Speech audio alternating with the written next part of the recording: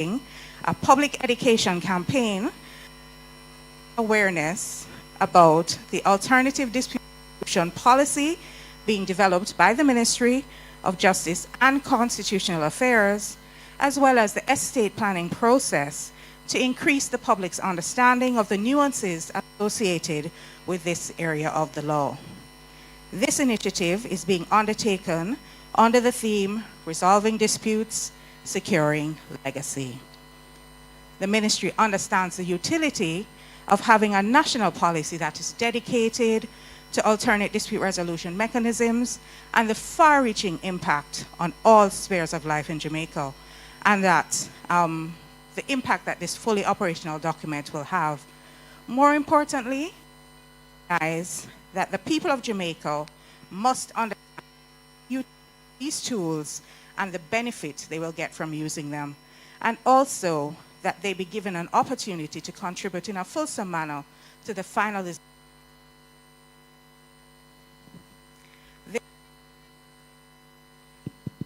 This collaborative approach with the Administrator General's Department to get the words into the streets about the challenges that can arise from distributing what we call dead-left, colloquially in Jamaica, in instances where persons die without making a will, is timely and extremely important. The AGD has a front row seat to this very involved and sometimes lengthy process, and it has developed simplified public education materials surrounding the matter of intestacy and estate planning to remove some of the mystique that surrounds this area of law for the ordinary Jamaican. Following today's launch, we will embark on a series of public education sessions island-wide to raise awareness of the benefits and also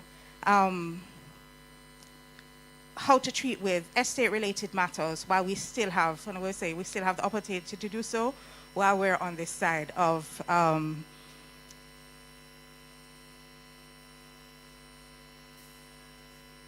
at the Custos Rotulorum of St. James, Bishop Honorable Conrad Pitkin to offer prayer. And perhaps the mic as well, Custos Pitkin. Thank you.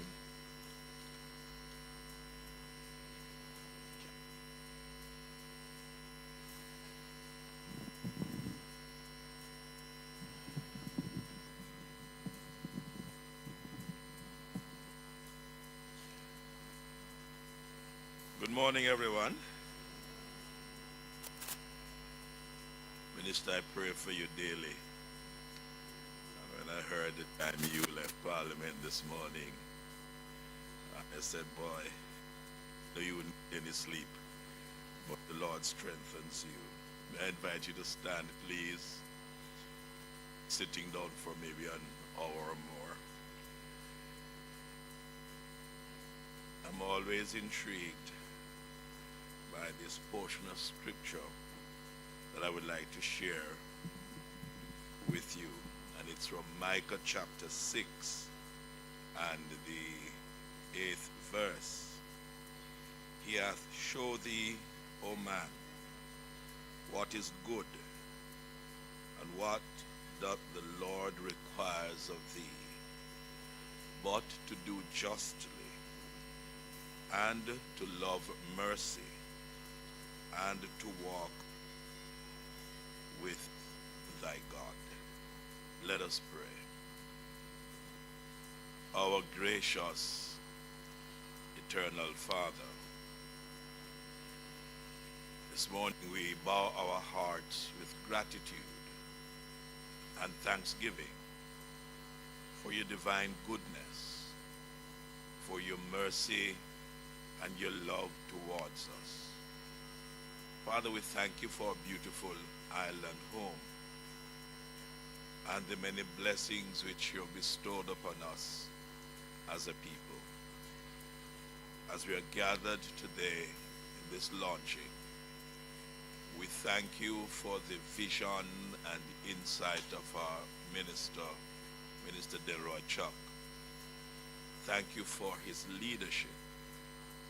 Today we pray that you will continue to grant him your divine guidance, wisdom, strength as he continues to work the development of our nation and the betterment of our people. For the team that surround him, we ask, oh Lord, that you will continue to guide them each day, that they will work together as a unit.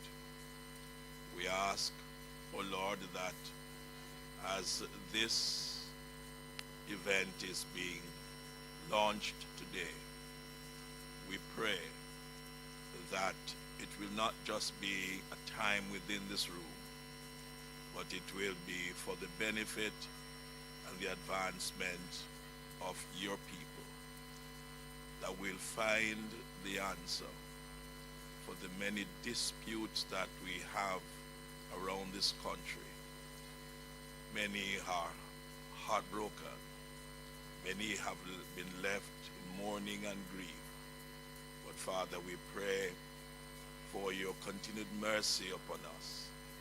And as we are joined today, remember those who have lost loved one because of some dispute, some conflict within the family. But Lord, we pray for your strength and for the guidance of your Holy Spirit. Watch over us, and may this day's proceeding be one of success. Grant these we ask in Jesus' name. Amen. Thank you. Please be seated.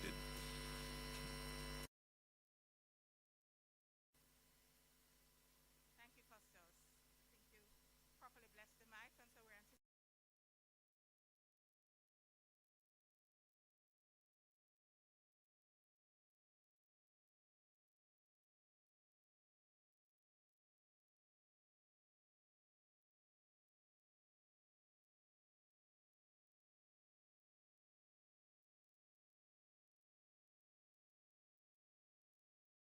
turn to officially welcome you today. Yes?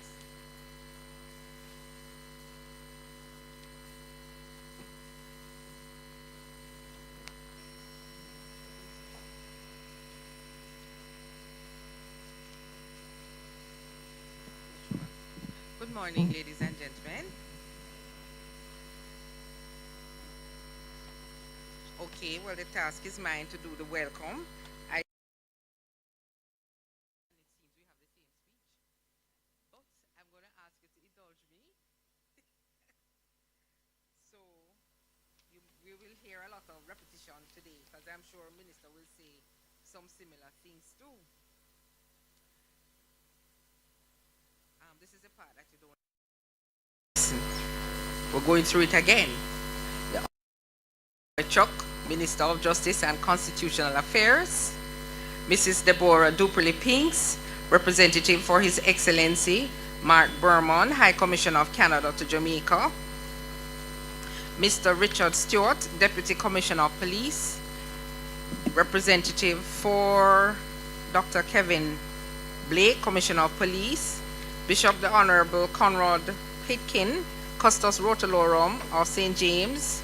Senior Superintendent of Police, Norris Rooms, Representative for the Honorable Ian Forbes, CDJP, Custos Rotolorum of St. Andrew. Mrs. Leslie Ann Dixon, Enevo, Assistant Resident Representative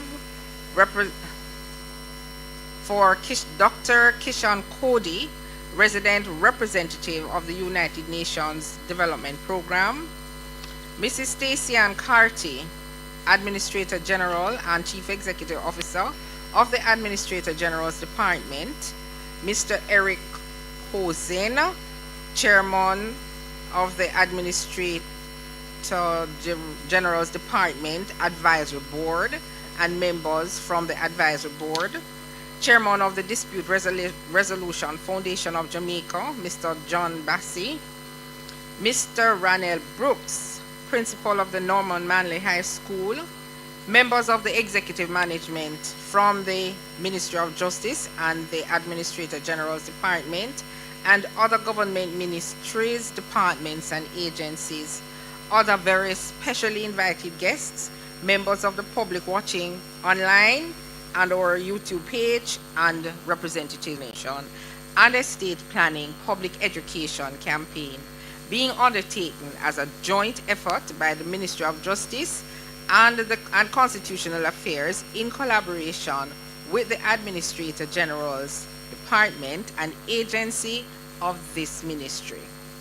This collaborative campaign exercise is the brainchild of our Minister, Honorable Delroy Chuck, who is passionate about having disputes settled without violence, as well as the need for Jamaicans to ensure that we all have a will in place to reduce disputes and disagreement once we are gone. And not through the door, no, not coming back. Today's theme, resolving disputes, securing legacy, speaks directly to the heart of our mission, that of equipping citizens with the knowledge and tools to resolve conflict constructively while safeguarding their future. The Ministry of Justice and Constitutional Affairs remains steadfast in its commitment to advancing that of our citizens and access to justice and strengthening a more efficient, responsive, and people-centered justice system. Central to this effort is our drive to encourage Jamaicans to embrace alternative dispute resolution mechanisms as practical, effective, and legally sound means of resolving conflicts, thus reducing the need for protracted litigation and easing the burden of our courts. We must, as a society, shift how we approach conflict. It is important that we recognize that there are meaningful alternatives to adversarial processes. Alternative dispute resolution not only facilitates fair and timely resolutions, but also promotes social harmony by fostering understanding, cooperation, and mutual respect among parties. Conflict, while inevitable in our society, often escalates into more serious disputes, even crime and violence, simply due to misunderstandings and/or poor communication. This underscores the importance of proactive and informed approaches to dispute prevention and management. It is within this context that the ministry found it both strategic and necessary to lock hands with the Administrator General's Department by integrating the ADR initiatives of the ministry with their public education campaign, which addresses one of the most common areas of disputes in Jamaica, which is estate planning, widely known in Jamaica as deadlift. We recognize that disputes over property and inheritance remain one of the most common and contentious factors for conflicts affecting Jamaican families. The reality is that the Administrator General's Department is currently tasked with managing billions of dollars in assets on behalf of beneficiaries, many of which remain unresolved due to the absence of wills. The absence of wills often triggers severe conflicts among family members over deadlift, frequently requiring the intervention of the AGD as well as the ministry's alternate dispute services. Today, the Administrator General's Department will detail its public education campaign, which seeks to demystify estate planning and provide the Jamaican public with clear, concise, and correct instructions on preparing wills and understanding intestacy. This is a critical step toward reducing conflict. Ladies and gentlemen, this launch of the ADR policy a more orderly and harmonious society. Significant work begins here today, and it is my great pleasure to welcome you all again to this function. Thank you very much.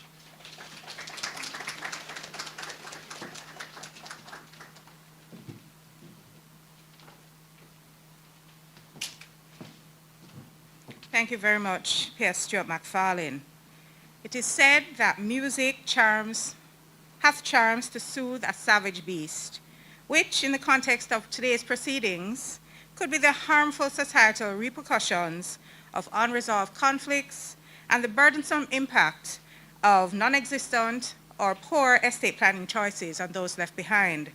I'm therefore happy to introduce a saxophonist, Henroy Salmon, who will be providing a little bit of entertainment and a bit of levity today. Mr. Henroy Salmon.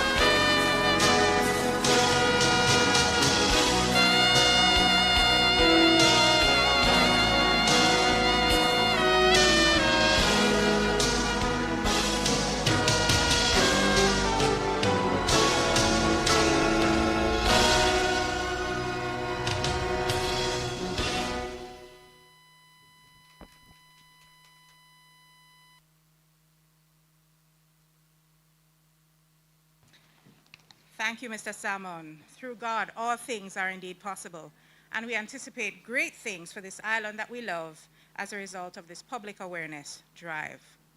Through this campaign, we aim to promote greater awareness of practical, accessible, and alternative conflict resolution tools that can help to preserve relationships and build social harmony.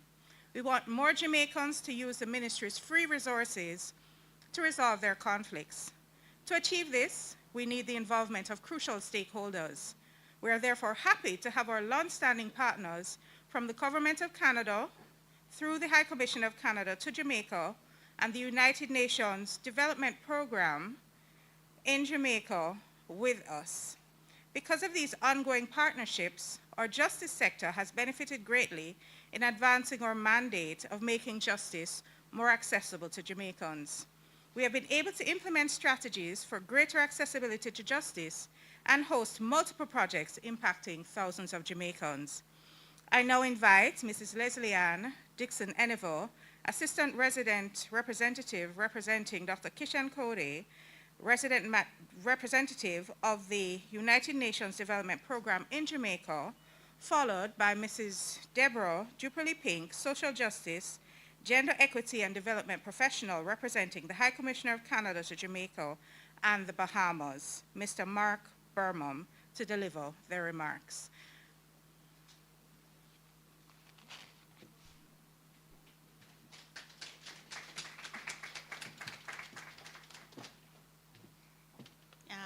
To our moderator, Ms. Renee Oliphant, thank you. The the Minister of Justice and Constitutional Affairs, the Honorable Delroy Chuck, the High Commissioner of Canada in Jamaica, Dr. Deborah DePerly-Pinks, Permanent Secretary, Mrs. Grace and Stuart McLean. Standing on all the protocols observed, distinguished guests, good morning.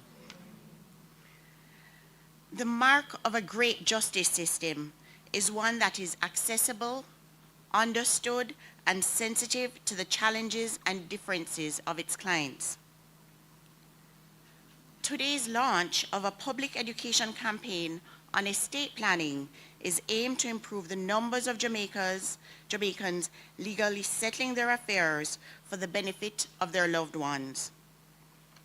While the approval granted for the development of a national policy on alternative dispute resolution signals Jamaica's intent to strengthen viable options for resolving disagreements and conflicts. These are important developments in justice service reform and delivery. UNDP is therefore proud to join you at this important juncture of the implementation of the Social Justice Project, which brings us steps closer to achieving Jamaica's vision of a world-class, inclusive justice system. I extend great appreciation to our partners at Global Affairs Canada, GAC, whose generous support has made these developments possible. GAC's role in financing justice sector reform has produced transformational outcomes. The UNDP is honored to have partnered with Canada for more than 15 years in bringing Jamaica's visionary agenda to life. UNDP, under the Social Justice SoJust project, is equally proud to support the development of an alternative dispute resolution policy through facilitating the requisite research, ensuring high-quality products grounded in evidence. The SoJust project aims to expand the suite of alternative dispute resolution programs offered at the Ministry of Justice and Constitutional Affairs. In keeping with this key objective, the policy framework is a necessary development of a justice system that engenders nonviolence and peace. The public education campaign on estate planning is an excellent opportunity to creatively communicate the nuts and bolts of the process, and more importantly, the benefits. Those who receive your products should understand that they have the power to protect their families, advance generational wealth, and preempt tragic disputes. We salute the Administrator General's Department for spearheading this important and necessary initiative under the auspices of the SoJust project. Information fosters knowledge and understanding, and this fuels empowerment and agency. By launching this public education campaign, we're strengthening the foundations of this inclusive justice system we're building and affirm a core truth. Access to justice is a right, not a privilege, and I say this often. To our stakeholders and partners, your efforts are a testament to the transformative impact of collaboration. Let us continue to work together, breaking barriers, fostering inclusion, and building a Jamaica where every Jamaican can access the justice they deserve. Thank you.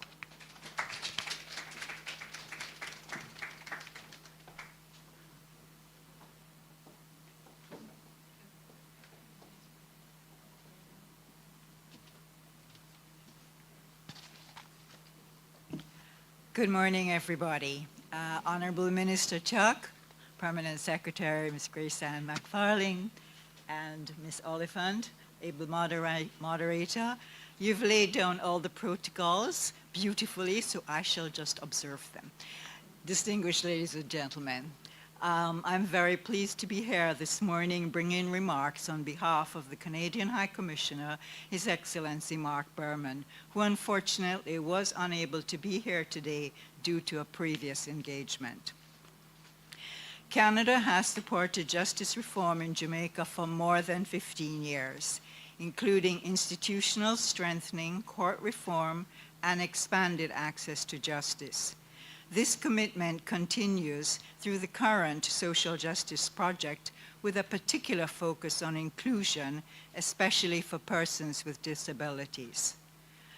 The Ministry of Justice has long championed alternative dispute resolution, including victim services, restorative justice, child diversion, mediation, and other dispute resolutions mechanisms.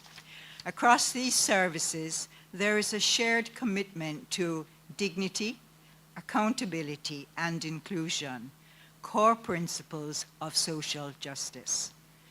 Canada is supportive of ADR because the rule of law and stability are foundational to inclusive economic growth.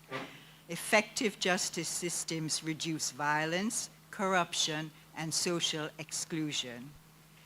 ADR aligns with Canada's values by prioritizing equity, inclusion, and rights-based approaches. Community-based justice eases pressure on formal courts while delivering better outcomes for women, youth, and underserved communities. Today, we also acknowledge the launch of the Administrator General's Department Public Education Campaign alongside the development of the National ADR Policy, a timely convergence with strong complementarities. Prevention and resolution. AGD reduces disputes through improved estate planning, and ADR provides mechanisms to resolve disputes when prevention is not enough. Public confidence in justice. AGD builds trust by demystifying estate processes. ADR builds trust through accessible, humane alternatives to litigation. Equity and inclusion.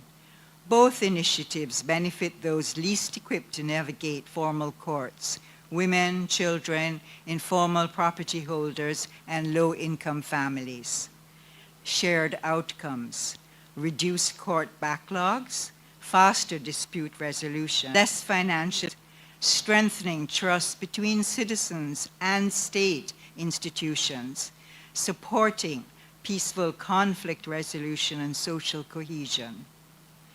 The development of a national ADR policy is a critical step on Jamaica's social justice roadmap.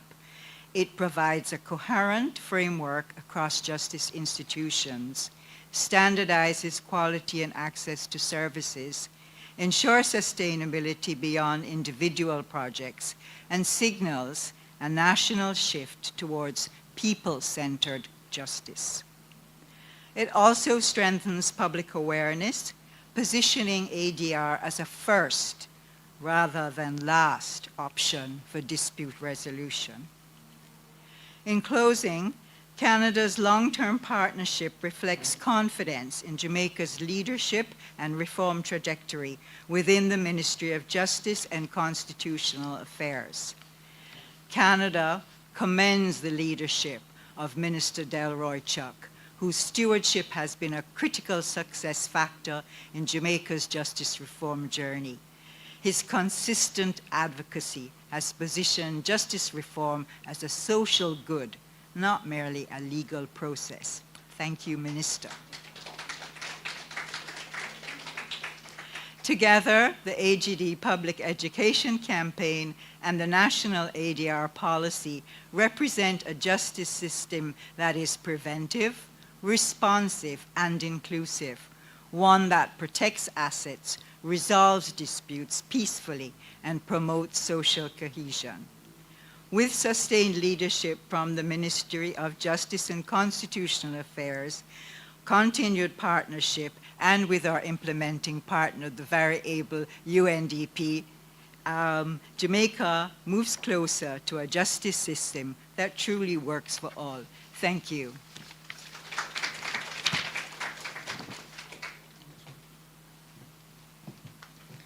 Thank you very much for your kind words, Mrs. Jupoli Pink and Ms. Enevo.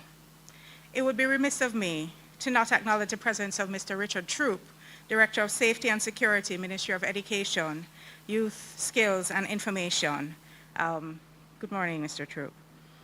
This is where we get to the meat of the matter, ladies and gentlemen. This is the reason for your presence. The national policy on ADR offers and it's not just a policy, but it's also in relation to estate management, but we'll start with policy. The national policy on ADR offers an extensive multi-option dispute and conflict resolution dispute and conflict management and resolution framework, which in some instances operates independently of, and in other situations in tandem with the judicial system. Here to deliver a more comprehensive presentation on what the draft policy will cover is Acting Director in the Justice Policy Unit in the Ministry of Justice and Constitutional Affairs, Mrs. Sandy Lou Cole-Jarrett. Mrs. Cole-Jarrett.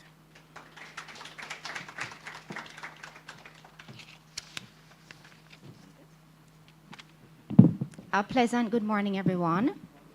Standing on all protocols observed prior, my name is Sandy Lou Cole-Jarrett, and today I'm here in the capacity as Acting Director, formerly Public Law, Restorative and Preventive Justice Unit. But I'd also like to say my substantive role here at the Ministry is the Senior Policy Analyst. Hence why I'm here presenting to you on the Alternative Dispute Resolution Policy that I'm currently working on. As Costas Pitkin beautifully said in his prayer, the Alternative Dispute Resolution Policy is for the benefit and advancement of all people of Jamaica.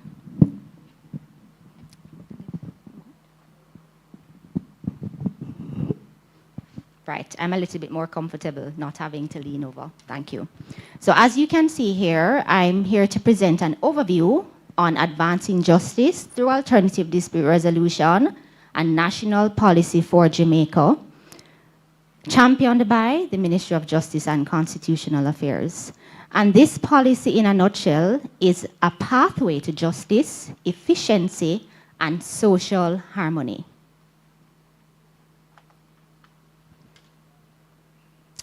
What is alternative dispute resolution?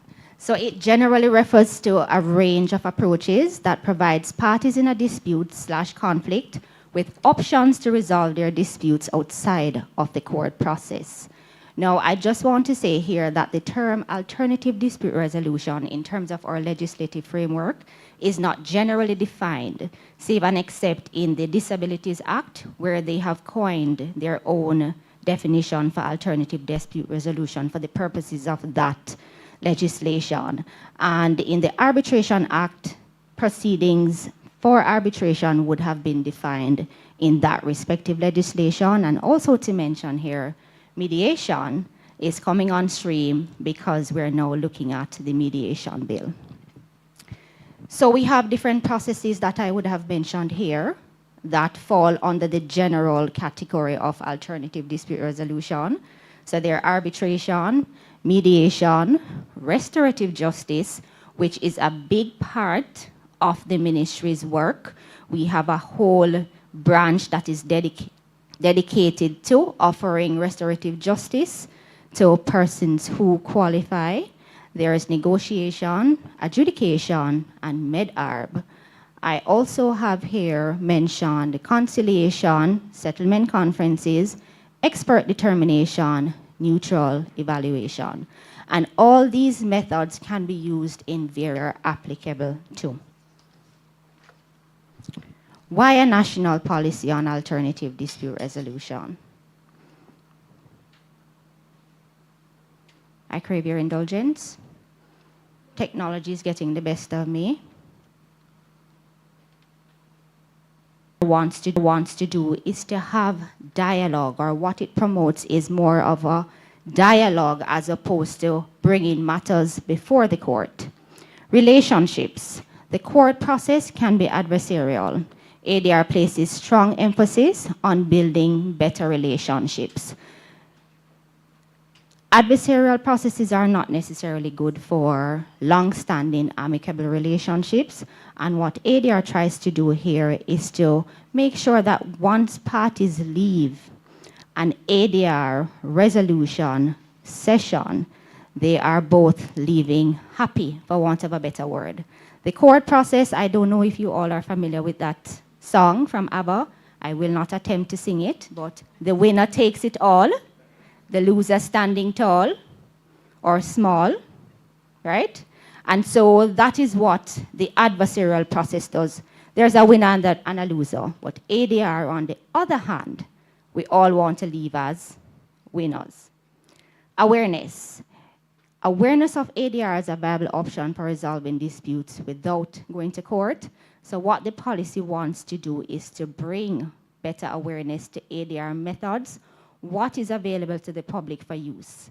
Because once again, parties of a dispute come together, they can speak and figure out what works for them. Again, I'm going to refer to the court processes because when you compare that with the court processes, judges are guided by the rules of the law. And so they have to apply that accordingly. But enough. So while traditional justice system has its place in society, it does not address the heart of the dispute/conflict. And I just also want to clarify here that ADR will not be applicable to every scenario. As it is now, it is more appropriate for civil matters. But what I want to emphasize is that we want society to get to a stage where there is no contemplation of going to court. Because you would have been au fait with these ADR methods, you would have been exposed to how to solve disputes and conflicts by ADR. And so we anticipate with that disputes will not escalate to a point where court intervention is required. And that is the basis on which we're pushing ADR. So a cultural shift. We want to promote dialogue over adversarial proceedings, efficiency in the delivery of justice, so shortened resolution times, reducing judicial burden. So that's reducing judicial backlog or court case backlog, which typically refers to court cases that remain before the court for more than 2 years without being resolved. So if we're using ADR on the back end for matters not to go before the court, essentially the matters before the court can get resolved and the courts can focus on dealing with those matters. Social harmony. Members of society coexisting peacefully with mutual respect and understanding, which is a core principle of all ADR methods. Where can ADR be used? So as I would have mentioned before, it is very multifaceted. So it can be used across many different spheres. So school, workplace conflicts, family community disputes, commercial industries, it is heavily used in the construction industry, labor disputes, consumer disputes, environmental related disputes, which we have seen in more recent times ADR being used to resolve environmental disputes. Where are we? How do we plan to execute this policy?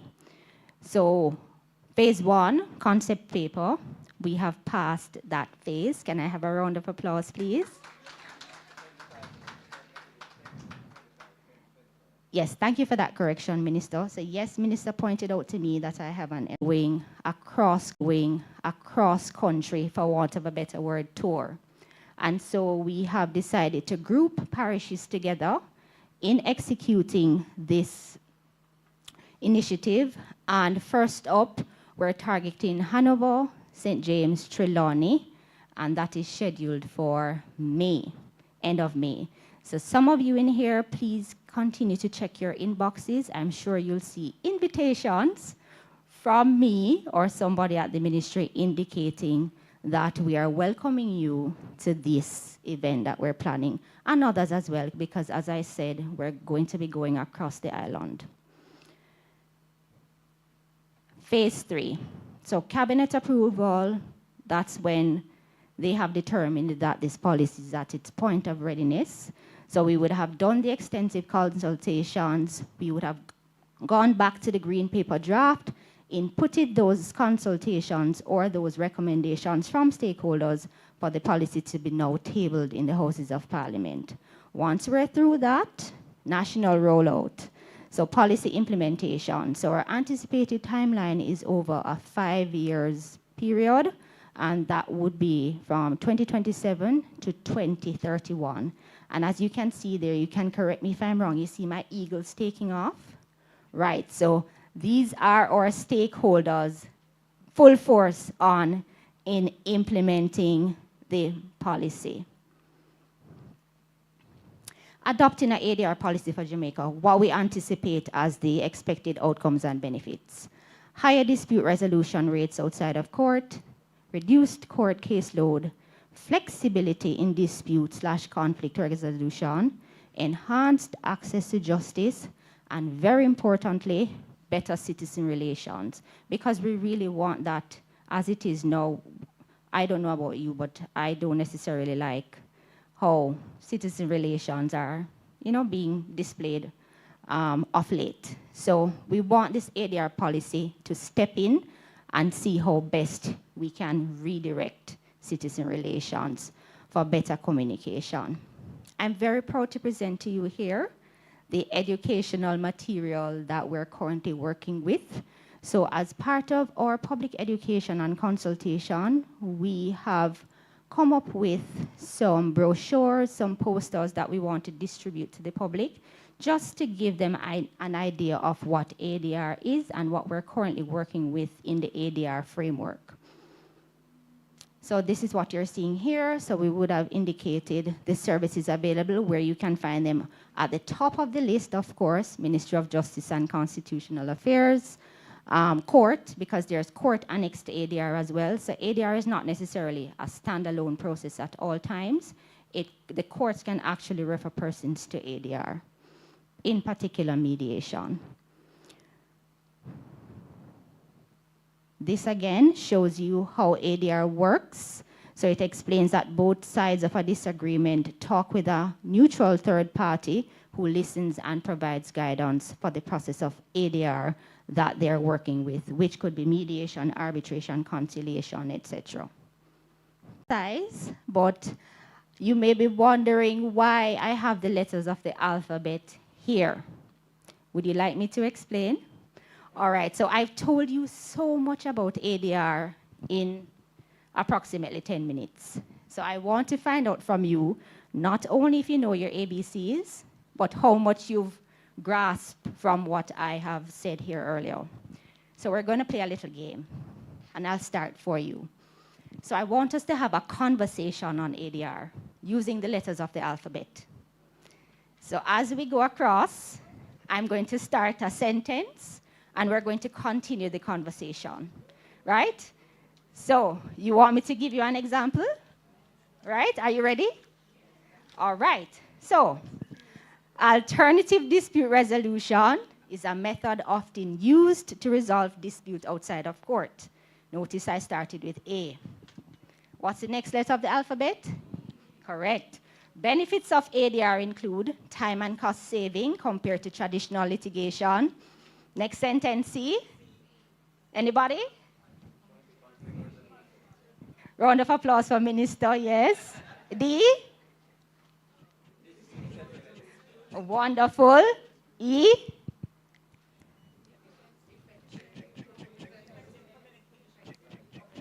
Thank you, Mrs. Stewart McFarlane. Yes. F. Perfect, perfect. Who said flexible? Wonderful. I'd love full sentences though, but I'll accept. G. Oh, Minister, you're on a roll. H. Anybody? Happy, healthy relationships. Perfect. Thank you, Mrs. Watson. What's the next letter of the alphabet? All right, who wants to take that? Anybody? I?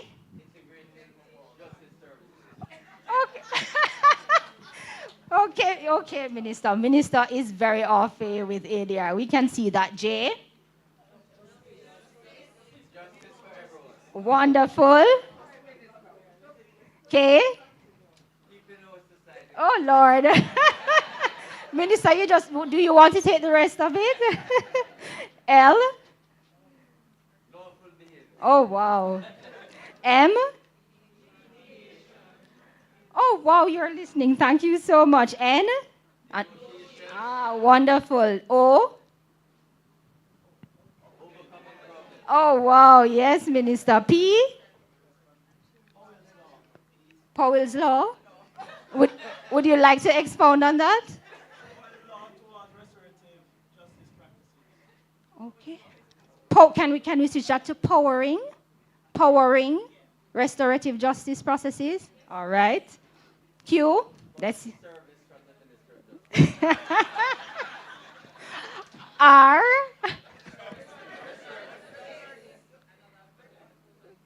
Say that again, Mrs. Rochester Clark.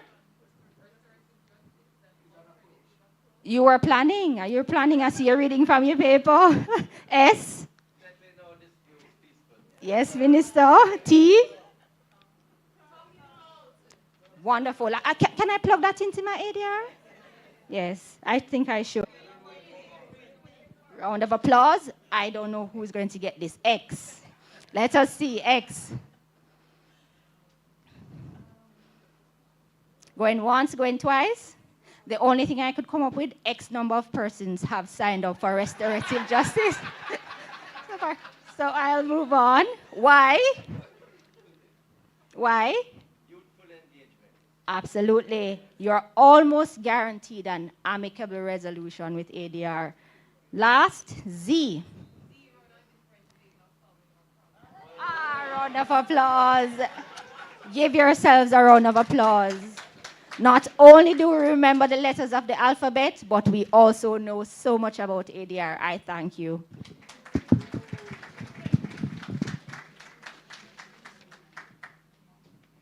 Thank you very much, Mrs. Cole-Jarrett. And I think everybody's now, if you weren't paying attention before, you're paying attention now. I have the pleasure of introducing Mrs. Stacey Ann Carty, who will be speaking to us about estate planning, explaining that it's not just about distributing assets, it's about protecting your loved ones and ensuring that the wishes of the deceased are honored through a safe and structured arrangement. Mrs. Carty will share with us the details of the AGD's mandate and the anticipated outcomes of this public awareness drive. Mrs. Carty? It's uncertain, don't hesitate.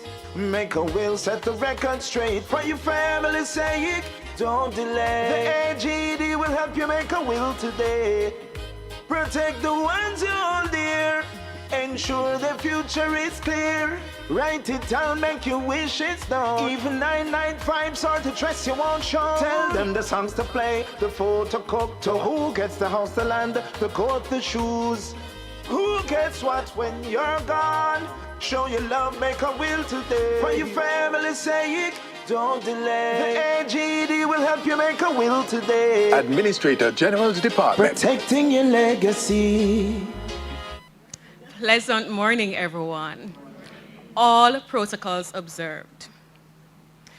We would like to acknowledge our partners, the Global Affairs Canada and the United Nations So Just Project. They're the ones who have given us the consultants, the funding to develop the ad you just heard. So some persons are chuckling, who is going to get your shoes?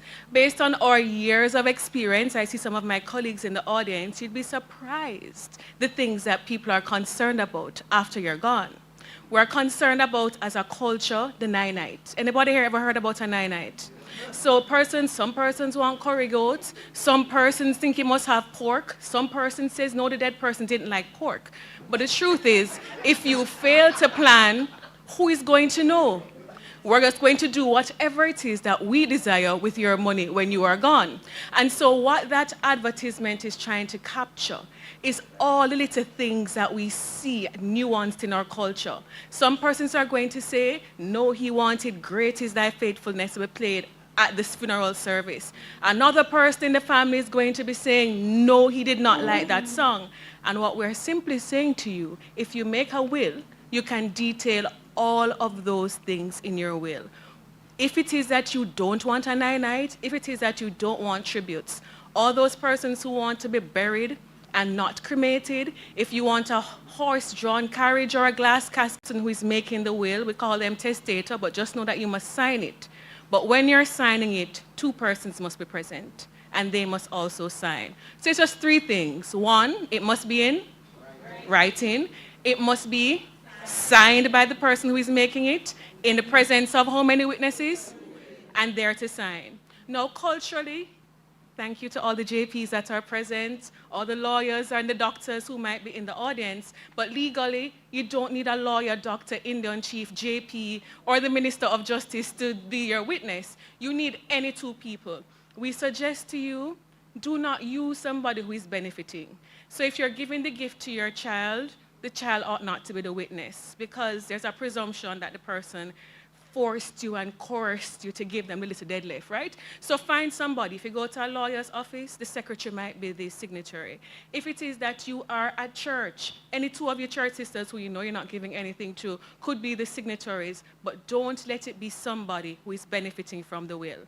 So, as I said, if you remember nothing else, this is in our campaign and you will see it. To date, we are very happy, thanks to Global Affairs Canada and the UNDP program, that our videos, which were published, there are 8 of them that are on our YouTube channel. We have started them since January, so that's just 3 months, and to date we've had over 1.5 million views on those videos. So they've been getting extensive rotation. I'm going to pause so that you can see one of our videos as the technicians are projecting it at the moment. Some audio, please. If you could start from the beginning. Thanks.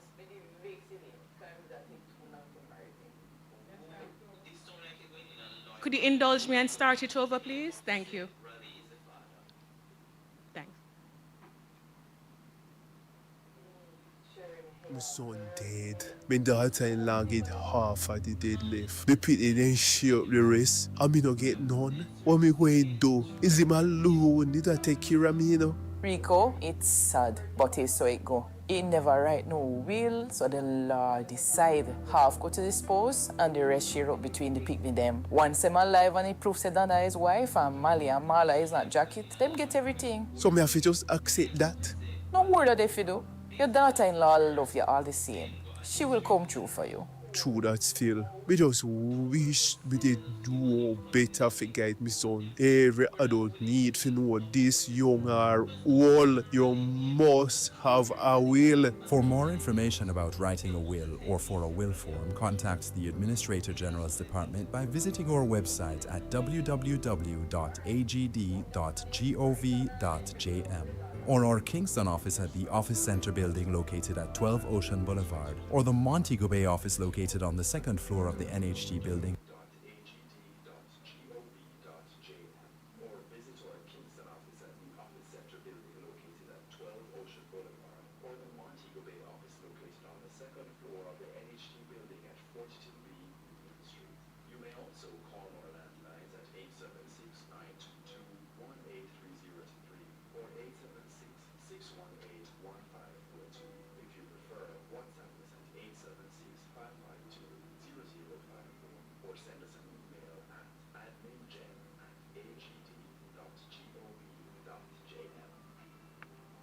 So what we have found over the years is that we have a culture, and it's not only Jamaican, of not necessarily planning, not making wills. Thank you. Of not making wills. So you might wonder to yourself, so we didn't make the will, you didn't hear the ad on the radio that 18 million people have heard in the past 4 months. I don't know how it missed you, but maybe you're streaming and you're not listening to local radio. Because from the All Island Media Survey, we have found that at least 18 million listeners have heard that jingle that you had an introduction to. So say you heard it and you didn't respond, or you didn't hear it and you didn't make a will. The law is very clear. The Intestate Estates and Property Charges Act is going to say who gets what. So let us put ourselves in the shoes of the baby mother, right? So the gentleman has died and the baby mother has come to our office, quite distressed. Larry has died, he didn't make a will. I have 3 children for him. He was on farm work. The Ministry of Labor has said that they're holding. So we'd say to her, okay, let me see the birth certificate of Junior. The child's name is Larry Jr., but when we look at lines 9 to 12, there is no father on the birth certificate.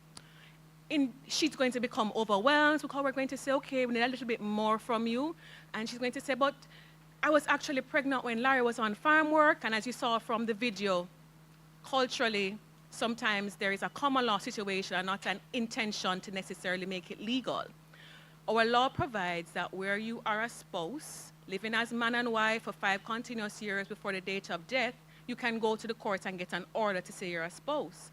But it also provides if you are alleging you're a child of the deceased, but your father's name is not on your birth certificate, you also have to go to court through your parent or guardian and prove to the court that this dead person is your father. So what is it that the court is going to require from this person? She's instantly overwhelmed because we have just told her, Larry is dead, you're figuring out how to bury him, you're figuring out how to do your day-to-day activities, and now I'm sending you to court to prove that Larry Jr. is actually Larry's child. So what we're saying to her is go to the family court. They're going to ask you a couple questions. Prove to us that this is truly Larry's child because you're actually trying to get some of Larry's assets. The court will ask for proof that Larry was probably on the registration at the basic school, registration at the clinic, went to PTA meetings, persons in the community or the family can speak to the relationship. You can re-watch the video a couple times because it's not usual that the first time you're confronted with something you truly understand. It usually means that you have to go back and look at it a couple times. So we're truly grateful for videos such as these because we have had so many calls to the department based on the jingle, the videos, for persons asking for guidance. Can I come with my church group to make the will? And we're like, well, you know, there are only 100 of us here administering 5,000 files, but we do have it on our website and we're looking at other ways. We have reached out to UNDP's project manager, Shelley, to say, how can we deepen the relationship? Now that we're getting increased feedback from the members of society, telling us exactly what their needs are from the department, how can we take it a little further to probably having a legal aid fair where we just sit and make wills for members of our population in Jamaica. So we have seen the results in just 4 months, 3 months, so we look forward to the deepening of the relationship. Now, we have to remember that when a loved one dies, yes, the memories are there, but we also have real issues. We have issues of creditors who oftentimes actually bring the death to our attention.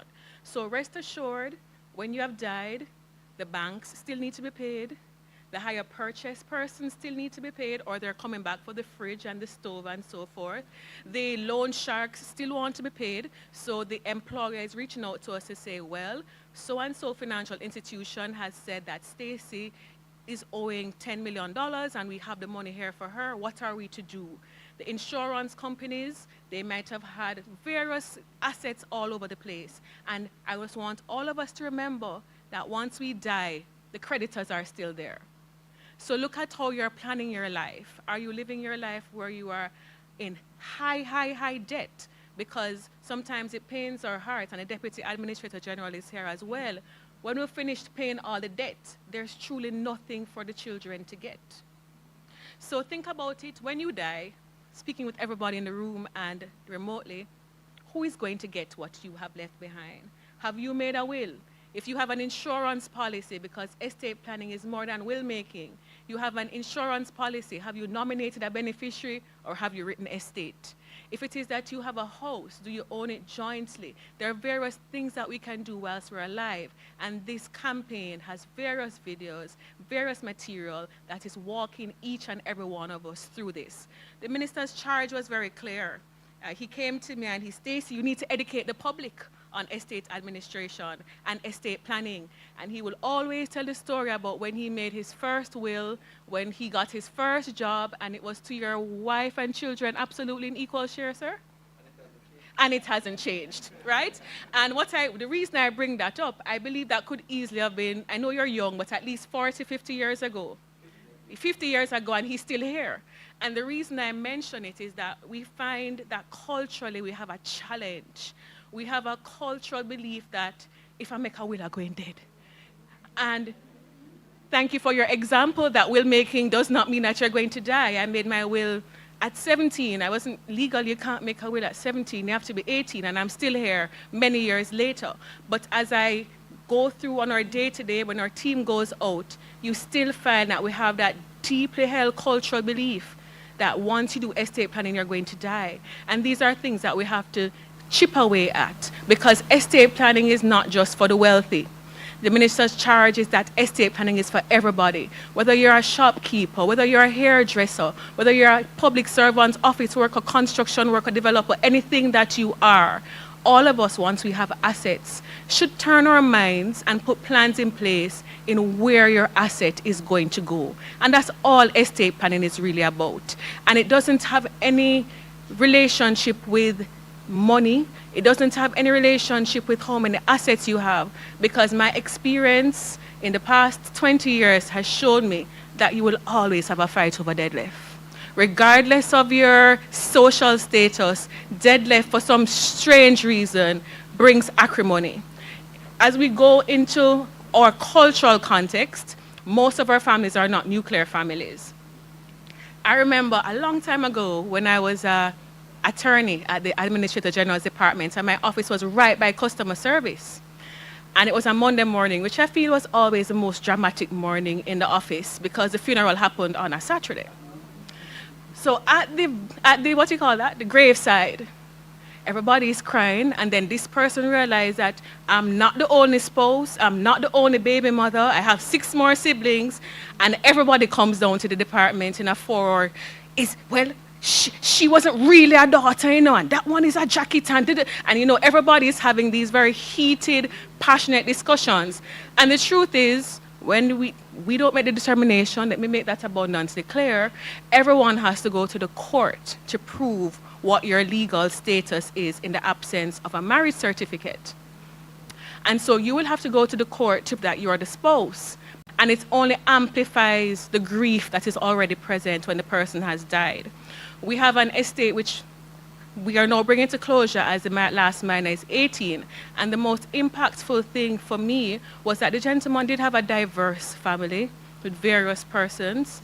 He did have a spouse that he was engaged in divorce proceedings, but once you have children, the court requires you to make arrangements for the care and the maintenance of the children before you can get to divorce. And when we read through the file, it was so acrimonious, back and forth about you don't need this, you don't need that, and he died in the middle of the court proceedings. So that person went with half of the estate because he didn't make a will. And for me, it was very impactful, because I'm almost sure, although I didn't know him, if he had the opportunity to detail his thoughts in a will, he may not have given the person half of his assets, right? And so this campaign is seeking to make everybody in Jamaica aware. What is it that you need to do to make a will? There's a video on that. What happens? Share up the rest. I mean, not get none. What me going to do? Is him alone? Need to take care of me, Rico, it's sad, but it's so it go. He never write no will, so the law decide half go to the spouse and the rest share up between the picnic them. Once them alive and he proves that Dana is wife and Mali and Mala is not jacket, them get everything. So me have to just accept that? No word that if you do. Your daughter-in-law love you all the same. She will come true for you. True that still. We just wish we did do better for guide my son. Every adult need to know this young or old. You must have a will. For more information about writing a will or for a will form, contact the Administrator General's Department by visiting our website at www.agd.gov.jm or our Kingston office at the Office Center building located at Men, they take care of their mothers for life. That's the nature of our culture. If your son has died and he has minor children, you can't get anything under the Intestate and Property Charges Act. The child will get everything. This child your son may have been paying your utility bills, paying for your doctor visits, but the estate is going to go to his children. So this is something that we want to ensure that everybody knows, because it might let you understand that failure to plan, who is going to provide for the ones that you were taking care of, that you were responsible for. So the campaign is seeking to transfer wealth from one generation to the next, which might help with generational wealth. Think about it. If you were to start from having a house versus starting from scratch, your life would be different.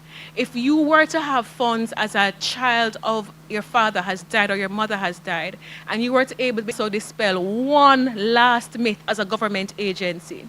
When we go out, persons say, well, the government going to take everything anyway. It's not quite how it works. What it is called in law is bona vacantia. And all it means is that you had no legal relatives. You had no spouse, no children, no parents, no cousins, no aunt, nobody at all who could take it. And because you can't leave assets not being held by anybody, it goes back to the crown, right? But most importantly, if there was somebody who was taking care of you like they were your own, so they were cooking for you, washing for you in this category. Currently, we have at least 300 of them. 100 of them. It's called land claim.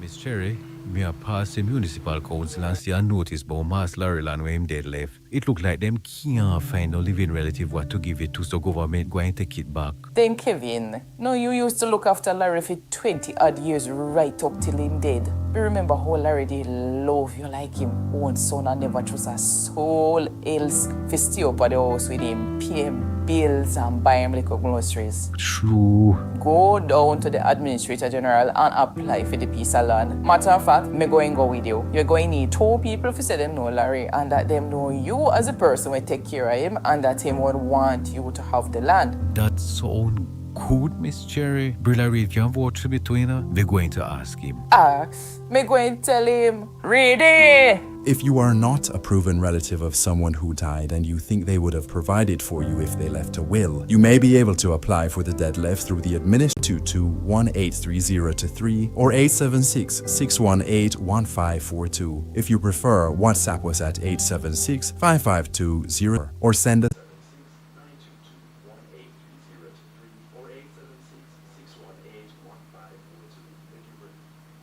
Thank you.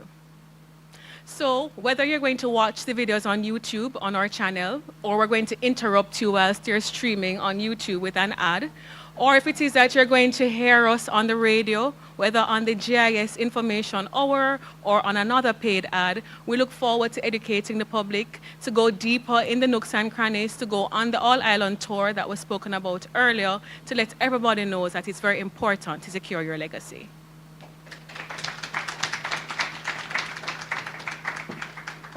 Thank you very much, Mrs. Carty. Now, either Miss Cherry is a village lawyer or she's a JP, yes? Because she's in everything. So now it is a privilege. I mean, we would have noted that Minister would have been, in the trenches up to, I think, close to 2 o'clock this morning, Minister. But we have I have the privilege of introducing a leader whose work continues to strengthen our justice system and champion fairness and equitable access for all. As one of the strongest advocates of social harmony, the development of this policy and the avoidance of strife through managed estate planning is very important to him. Please help me in welcoming our Minister of Justice and Constitutional Affairs, Honorable Delroy Chuck. Minister.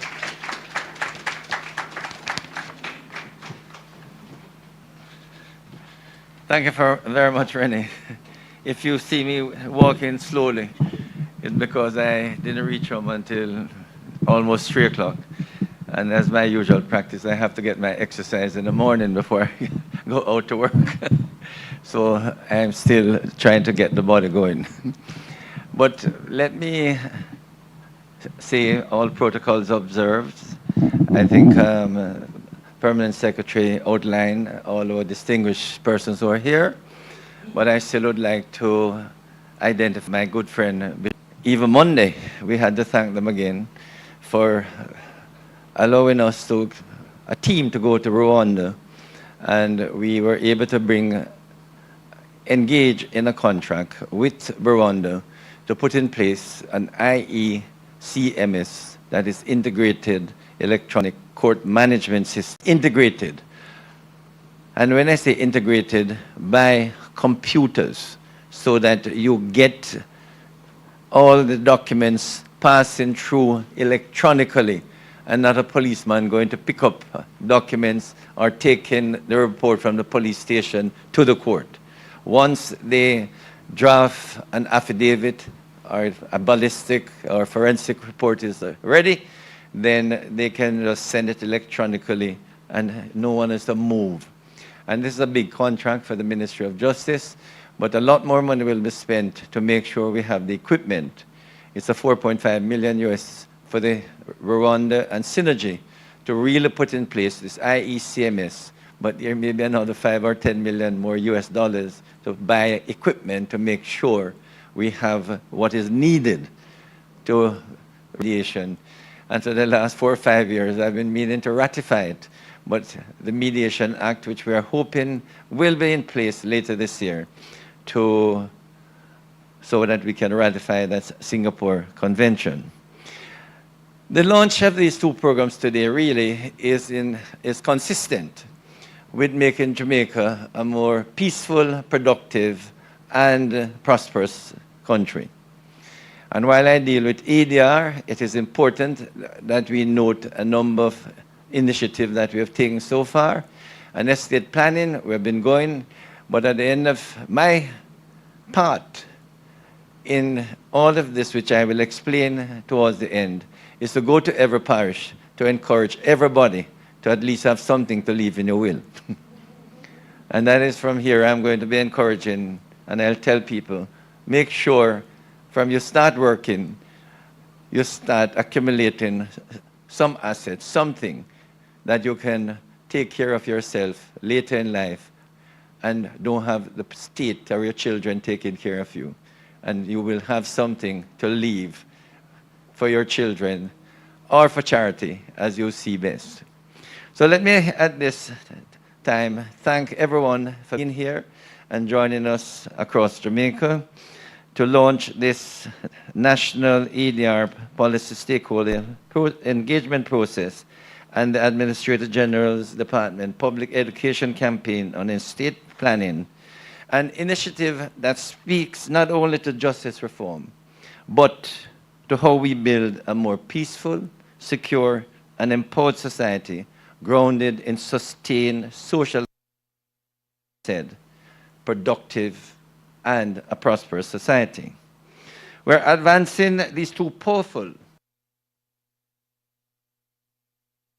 stakeholder engagement process for the development of a national policy on alternative dispute resolution, and second, a renewed push for estate planning education across Jamaica. Let me just say that the ADR concept paper was approved by Cabinet in December 2025 and was actually laid in the House in February this year as a green paper.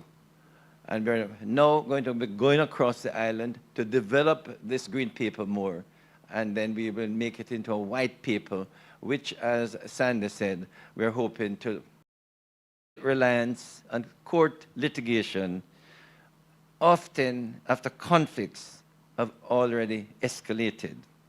ADR, and you know the Chief Justice likes to say, Singapore uses the acronym ADR to mean appropriate dispute resolution rather than alternative dispute resolution.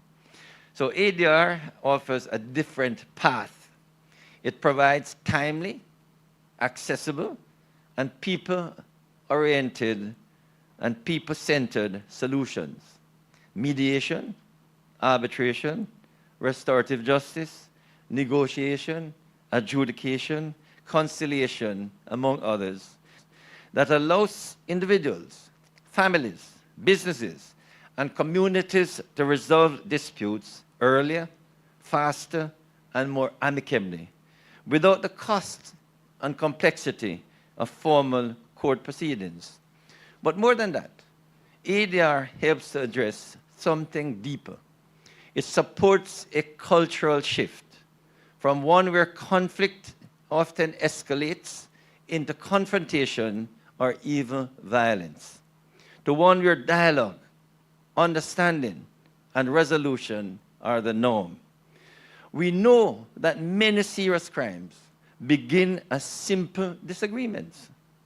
If we can intervene early, if we can equip our citizens with accessible and trusted mechanisms to resolve disputes, we can reduce escalation, strengthen social cohesion, and build safer communities. That is why your role, our role as stakeholders is so critical. This engagement process is not a formality. It is the foundation. We're seeking your insights, expertise, and lived experiences to help shape a comprehensive, inclusive, and effective ADR policy framework, one that reflects the realities of our people and meets the needs of all sectors.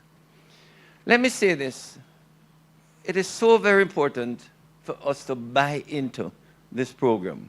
And as I will explain later, we are going across the country, and we are going to go into each parish. We are going to ask the custodies to put together at least 100 of the stakeholders so that we can use them to promote ADR and estate planning, which I will come to in a short while. But it is important that we do this. We are very happy at this juncture that I think we are on the right path in terms of getting crime and violence down. Over the past few years, 2023, murder, which is a good measure of what is happening in terms of crime and violence in Jamaica, went down by 9%. In 2024, 19%. Last year, we went down by 42%. I don't know what the percentage will be this year, but we are really hoping it will be high, close to 50%. So far this year, we have gone 175 murders. Up to yesterday, I looked at the figures, which is 53 murders less than the same time last year. We are really hoping, and it has been moving between 50 and 60 murders as we move from the beginning of the year. Certainly, we would want that by about the middle of May, we have 150 less murders than last year. In truth, we are really hoping and aiming that murders can be closer to 400 for 20. Take it from me. This Commissioner of Police, he has a statistics department, and every day they send out statistics as to where crimes are committed, where murders are committed, and they have regular meetings, and where there's a volatile situation, additional resources are sent there, so that so far this year, as happened last year, in virtually all area divisions, there's a reduction in murders. In fact, this year, unfortunately, it's only in the middle of Jamaica at this time that there is an increase. That is between Manchester, St. Elizabeth, and Clarendon. Last year, there was a reduction, significant reduction in those three parishes. But in all the area councils, police area divisions, there has been reduction except Area 3, Clarendon, Manchester, and St. Elizabeth. Not much high. There are probably about 7 murders more this year than last year. Up to last weekend, I used to go around and say St. Andrew North, that division, which Norris is very well attached with, they had no murders.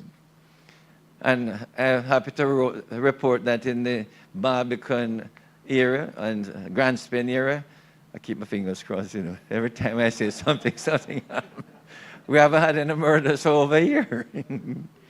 Right? And only less than 2 weeks ago, there was one murder on Red Hills Road.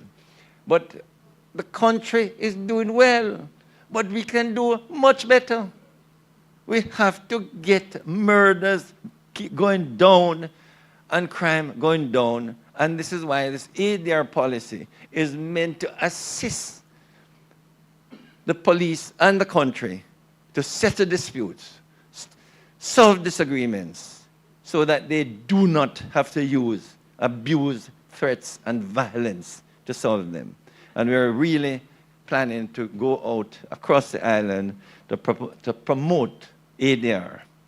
At the same time, today's launch of the Estate Planning Education Campaign reinforces another essential pillar of justice: preparedness and protection. Too often, families are left in uncertainty, conflict, or financial hardship simply because proper estate planning was not undertaken. This campaign is about ensuring that Jamaicans understand their rights, make informed decisions, and take proactive steps to secure their legacy. In many ways, estate planning and ADR intersect. Both seek to prevent disputes before they arise. As Stacey indicated, and as you know, nothing causes more disputes than deadlift. Not only disputes, but violence. Sadly, Bishop Pitkin, I have to tell you, that all the information is the killing in St. James appear to have come because they're fighting over deadlift. That's the story I understand Bishop hit. Yes. Just for a piece of property, you're going to take life? It's not worth it. And I hope the killer and the families will not benefit from the death of this lady. In both ADR and estate planning seek to prevent disputes before they arise, reduce burdens on the courts, and protect relationships, assets, and dignity. Together, these initiatives represent a forward-thinking approach to justice, one that is preventative rather than reactive, inclusive rather than inaccessible, and restorative rather than adversarial. They also align with our broader national vision to create a Jamaica that is secure, cohesive, and just, where citizens have confidence in systems that are fair, responsive, and effective. As we move forward, let us be clear. Policy alone will not transform people, systems. People will. It will take collaboration across government, the private sector, civil society, communities, and you, the stakeholders in this room, to bring this vision to reality. So today, we're not simply launching initiatives, we are issuing an invitation to participate, contribute, help shape the future of justice in Jamaica. Over the next 6 months, beginning in May, we are going to be moving across Jamaica to promote these two very important initiatives. We're hoping to ask the custodies to invite, at least as I indicated earlier, stakeholders in the parishes, headmasters and headmistress Richard Troop, we have been working along closely with, in the schools, the Justice of the Peace Association, the Justice of the Peace, business people, who certainly would like as many pastors, social workers, and so on. And what we want to do at these events is to have a lunch or some get-together, starting at 10, and hopefully by 1 we can have lunch. But to get the people together to discuss how we can promote ADR and estate planning across every parish. Certainly, we want to bring everyone together and get them to identify, say, the persons in the parishes who are engaged in ADR. For instance, we want to bring the mediators who are in the parish, and that is why John, I've spoken to him. We want to know who are the mediators in all the parishes. You have a few parishes where the courts have been able to give mediation. The Ministry of Justice a few years ago decided that if parties who go to court would like to mediate before the judge makes a decision, and we are begging, up to last Friday, I met with the Chief Justice and the parish court judges to encourage the judges to send more matters to ADR. And people should know, as Stacey pointed out, and the judge will explain to them. If I make a decision, I know one of you will win, and one will say you didn't get justice. But I have to make a decision based on the evidence which is before me. So if you want, both of you go with Mr. X or Miss Y, and you get together and see if you can settle your matters amicably. We want to promote more of this. The Chief Justice wants us to promote it even more, because the more cases that are settled before they come to court, or even when they come to court, the better for the court system. It means less burden on the court. And burden on the court is immense, I can tell you. You just have to go and see how courts look like a marketplace because of the number of people who have matters there. These matters need to be settled. Now, I go around and urge people to make a will, because when you make a will, you solve a lot of problems. People know what they're to get, even though most think they should get more. When they hear the will, they feel that the testator left them out or didn't give them enough. But the testator has made a decision, and the court and the executors must comply with the intention of the testator. Indeed, I would like, Richard, and I have said that to Minister Dixon, that every teacher should make a will. Not many people know that in the JDF, from you join the JDF and you're recruited, and you have to make a will. I would like Norris and the police to make a will. I know it's challenging because, you know, there are so many potential beneficiaries that it might be difficult. But it solves a lot of problems. But I would like, you know, the 14,000 policemen, every single one, to make a will. I have said it to all justices of the peace. And I've said, from I started to work and I got married, I decided that I should make a will. And that was, as I say, 50 years ago. And I've only changed it twice. First, living secretaries as the witnesses. And the will has never changed. I leave all my real and personal property to my wife and children. That's all it says. And it is there. I mean, 2014 was the last time I changed it. And I don't hope to change it until, you know, when I maybe see imminent death, and I don't see it for a long time. Yeah, I hope to be around for some time. But it's important that people engage in estate planning. But I would like to say, and this I want to stress that this is where my part of the program will be in estate planning, that people must plan ahead. Not only when they in the latter part of their lives, but from the start to work. From your start to work, start putting aside something for your retirement. There are far too many Jamaicans who only start thinking of retirement when they reach 50 and sometimes close to retirement age. In truth, all Jamaicans should start thinking about retirement from they start earning a living. And what do I mean by this? Every single wage earner should put aside a minimum amount of money for a rainy day, yes, but also towards your retirement.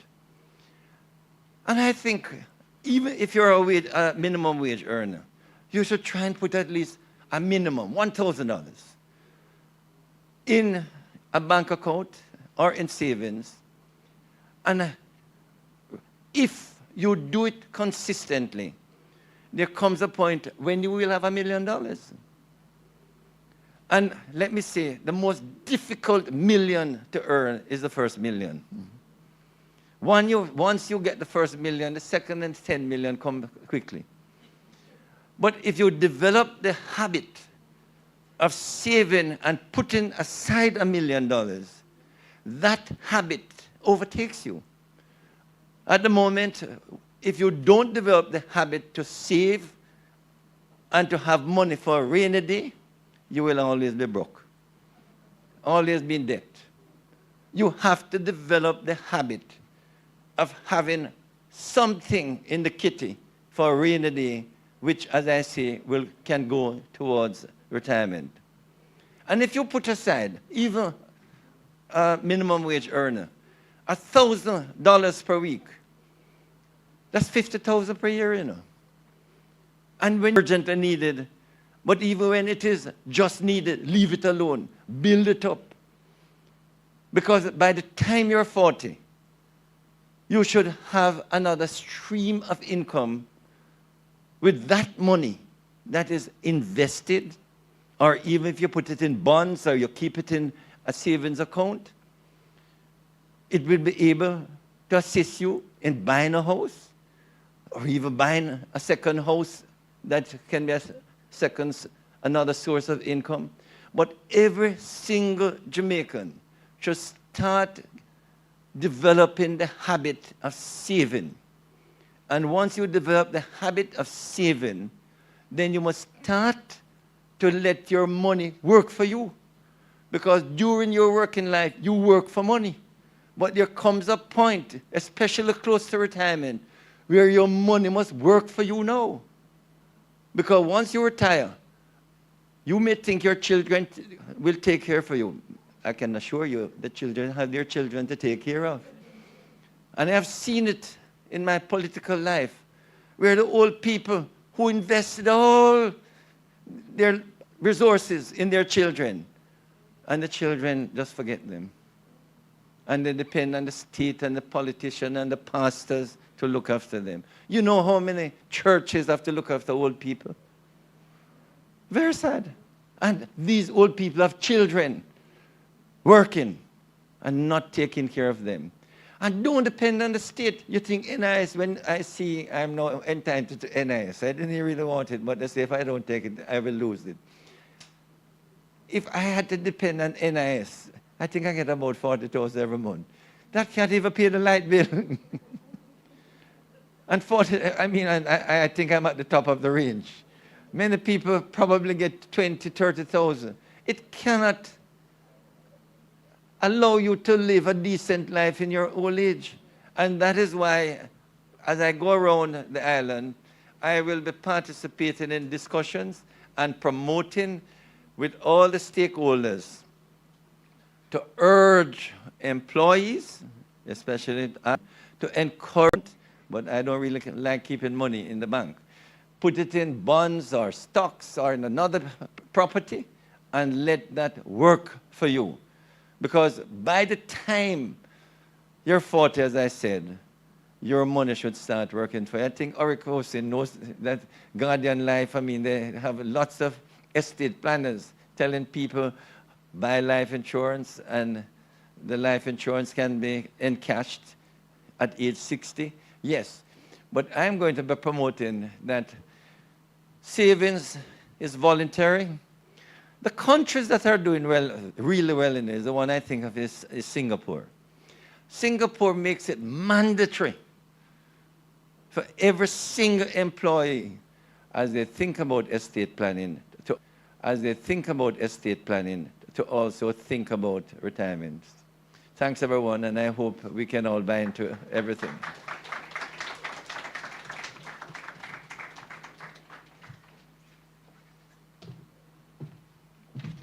Thank you, Minister Chuck. If we could give Minister another round of applause. So as we bring this official launch to a close, I encourage you to transmit the information that we shared with you today as you see fit. Share it, please. We're seeking your suggestions and recommendations in relation to the draft ADR policy, and we encourage you to play your part in national policy development by sending your feedback and comments to this email address, policyfeedbackadr@moj.gov.jm. So it's one word, policyfeedbackadr@moj.gov.jm. The draft document can be found on our website, which is moj.gov.jm. Also, please watch and share and like the promotional material that has been generated by the Administrator General's Department. Thank you for your participation and your engagement, and of course your commitment to building a better Jamaica.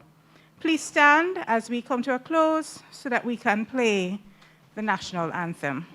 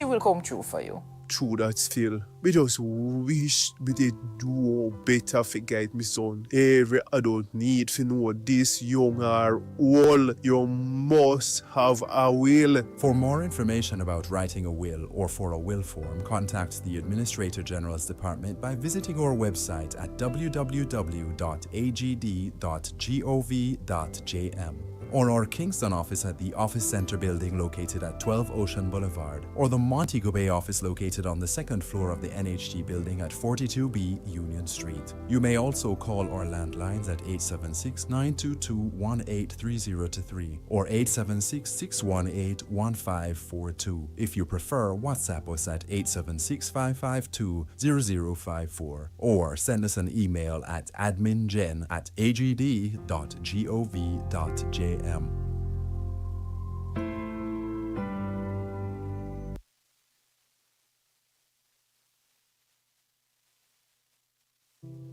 Miss Cherry, me a pass the municipal council and see a notice about Mass Laurel where him dead left. It look like them can't find no living relative what to give it to, so government go and take it back. Then Kevin, no, you used to look after Larry for 20 odd years right up till him dead. You remember how Larry did love you like him own son and never trust a soul else to stay up at the house with him, pay him bills and buy him little groceries. True. Go down to the Administrator General and apply for the piece of land. Matter of fact, me going go with you. You're going to need 2 people to say them know Larry and that them know you as a person will take care of him and that him would want you to have the land. That sound Who, Miss Cherry? Brilla Reed can vouch for me too, you know? We're going to ask him. Ask. Me going to tell him. Ready? If you are not a proven relative of someone who died and you think they would have provided for you if they left a will, you may be able to apply for the dead left through the Administrator General's Department. For more information, contact the Administrator General's Department by visiting our website at www.agd.gov.jm or our Kingston office at the Office Center building located at 12 Ocean Boulevard or the Montego Bay office located on the second floor of the NHT building at 42B Union Street. You may also call our landlines at 876-922-1830-3 or 876-618-1542. If you prefer, WhatsApp us at 876-552-0054 or send us an email at admingen@agd.gov.jm.